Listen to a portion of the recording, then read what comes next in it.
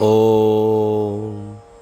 तव कथामृतं तप्तजीवनं कविभिरीरितं कल्मषापहं श्रवणमङ्गलं श्रीमदाततं भुवि गृह्णन्ति ये भूरिदा जनाः। শ্রী শ্রী রামকৃষ্ণ কথামৃত তৃতীয় ভাগ, চতুর্দশ খণ্ড, সপ্তম পরিচ্ছেদ। ঠাকুর শ্রীরামকৃষ্ণ ও অবতার তত্ত্ব। একজন ভক্ত ত্রৈলোক্যের প্রতি। আপনার বইয়েতে দেখলাম আপনি অবতার মানেন না। চৈতন্যদেবের কথায় দেখলাম ত্রৈলোক্য। তিনি নিজেই প্রতিবাদ করেছেন। পুরীতে যখন অদ্বৈত ও অন্যান্য ভক্তেরা তিনিই ভগবান এই বলে গান করেছিলেন, গান শুনে চৈতন্যদেব ঘরের দরজা বন্ধ করে দিয়েছিলেন। ঈশ্বরের অনন্ত ঐশ্বর্য। ইনি যেমন বলেন, ভক্ত ঈশ্বরের বৈঠকখানা। তা বৈঠকখানা খুব সাজানো বলে কি আর কিছু ঐশ্বর্য নাই? গিরিশ। ইনি বলেন, প্রেমই ঈশ্বরের সারাংশ। যে মানুষ দিয়ে ঈশ্বরের প্রেম আসে তাকেই আমাদের দরকার। ইনি বলেন, গরুর দুধ বাঁট দিয়ে আসে, আমাদের বাঁটের দরকার। গরুর শরীরের অন্য কিছু দরকার নাই, হাত পা কি শিং। ত্রৈলোক্য। তার প্রেমদুগ্ধ অনন্ত প্রণালী দিয়ে পড়ছে, তিনি যে অনন্ত শক্তি। গিরিশ। ওই প্রেমের কাছে আর কোনো শক্তি দাঁড়ায়? ত্রৈলোক্য। যার শক্তি তিনি মনে করলে হয়, সবই ঈশ্বরের শক্তি। গিরিশ। আর সব তার শক্তি বটে, কিন্তু অবিদ্যা শক্তি। ত্রৈলোক্য। অবিদ্যা কি জিনিস? অবিদ্যা বলে কি একটা জিনিস আছে নাকি? অবিদ্যা একটা অভাব, যেমন অন্ধকার আলোর অভাব। তার প্রেম আমাদের পক্ষে খুব বটে, তার বিন্দুতে আমাদের সিন্ধু। কিন্তু ওইটি যে শেষ, এ কথা বললে তার সীমা করা হলো। শ্রীরামকৃষ্ণ ত্রৈলোক্য অন্যান্য ভক্তদের প্রতি। হ্যাঁ হ্যাঁ, তা বটে, কিন্তু একটু মদ খেলেই আমাদের নেশা হয়। সুরির দোকানে কত মদ আছে, সে হিসাবে আমাদের কাজ কি? অনন্ত শক্তির খপরে আমাদের কাজ কি? গিরিশ ত্রৈলোক্যের প্রতি। আপনি অবতার মানেন? ত্রৈলোক্য। ভক্ততেই ভগবান অবতীর্ণ। অনন্ত শক্তির ম্যানিফেস্টেশন হয় না, হতে পারে না, কোনো মানুষেই হতে পারে না। গিরিশ। ছেলেদের ব্রহ্মগোপাল বলে সেবা করতে পারেন। মহাপুরুষকে ঈশ্বর বলে কি পুজো করতে পারা যায় না? শ্রীরামকৃষ্ণ ত্রৈলোক্যের প্রতি। অনন্ত ঢুকুতে চাও কেন? তোমাকে ছুলে কি তোমার সব শরীরটা ছুতে হবে? যদি গঙ্গা স্নান করি, তাহলে হরিদ্বার থেকে গঙ্গাসাগর পর্যন্ত কি ছুঁয়ে যেতে হবে? আমি গেলে ঘুচিবে জঞ্জাল। যতক্ষণ আমিটুকু থাকে ততক্ষণ ভেদবুদ্ধি। আমি গেলে কি রইল তা কেউ জানতে পারে না, মুখে বলতে পারে না। যা আছে তাই আছে। তখন খানিকটা এতে প্রকাশ হয়েছে, আর বাদবাকিটা ওখানে প্রকাশ হয়েছে। এসব মুখে বলা যায় না। সচ্চিদানন্দ সাগর, তার ভিতর আমি ঘট। যতক্ষণ ঘট ততক্ষণ যেন দুভাগ জল। ঘটের ভিতরে এক ভাগ, বাহিরে এক ভাগ। ঘট ভেঙে গেলে এক জল, তাও বলবার জো নাই। কে বলবে? বিচারান্তে ঠাকুর তৈলোক্যের সঙ্গে মিষ্টালাপ করিতেছেন। শ্রীরামকৃষ্ণ: তুমি তো আনন্দে আছো। ত্রৈলোক্য: কই, এখান থেকে উঠলেই আবার যেমন তেমনি হয়ে যাব। এখন বেশ ঈশ্বরের উদ্দীপনা হচ্ছে। শ্রীরামকৃষ্ণ: জুতো পরা থাকলে কাঁটা বনে তার ভয় নাই। ঈশ্বর সত্য আর সব অনিত্য, এই বোধ থাকলে কামিনী কাঞ্চনে আর ভয় নাই। ত্রৈলোক্যকে মিষ্টমুখ করাইতে বলরাম কক্ষান্তরে লইয়া গেলেন। শ্রীরামকৃষ্ণ ত্রৈলোক্যের ও তাহার মতাবলম্বী লোকদিগের অবস্থা ভক্তদের নিকট বর্ণনা করিতেছেন।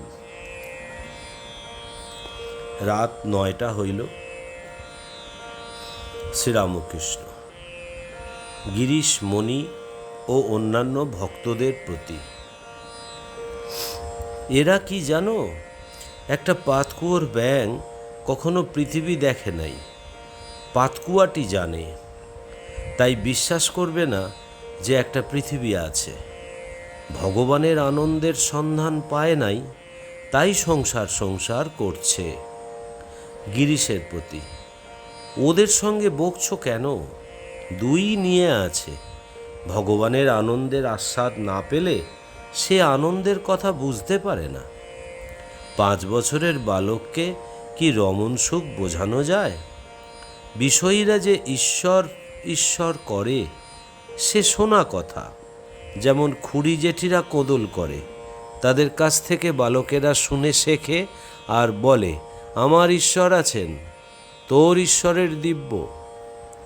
তা হোক, ওদের দোষ নাই। সকলে কি সেই অখণ্ড সচ্চিদানন্দকে ধরতে পারে? রামচন্দ্রকে 12 জন ঋষি কেবল জানতে পেরেছিল, সকলে ধরতে পারে না। কেউ সাধারণ মানুষ ভাবে, কেউ সাধু ভাবে, 2-4 জন অবতার বলে ধরতে পারে। যার যেমন পুঁজি, জিনিসের সেই রকম দর দেয়।